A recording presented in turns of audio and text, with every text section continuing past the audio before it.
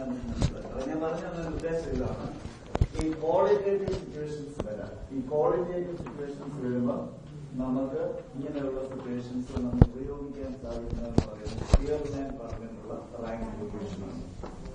Rank correlation പഠിക്കാം. അപ്പൊ അവരുടെ ഫോർമുല എന്ന് പറയുന്നത്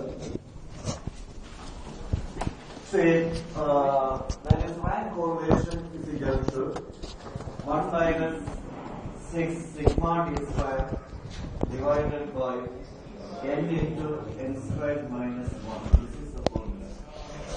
This is we can find this rank correlation where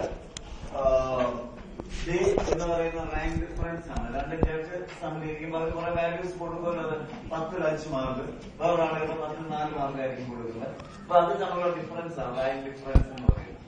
ആദ്യത്തെ ഒരു കോമ്പറ്റീറ്റർ വന്നു. അപ്പൊ കോമ്പറ്റീറ്റർ വന്നപ്പോഴത്തേക്ക് ജഡ്ജ് കൊടുക്കുന്ന മാർക്ക് എന്ന് പറയുന്നത് 2 മാർക്ക് അസൈൻ ചെയ്യും. അതിന്റെ ഡിഫറൻസ് ആണ്. പിന്നെ സെക്കൻഡ് കോമ്പറ്റീറ്റർ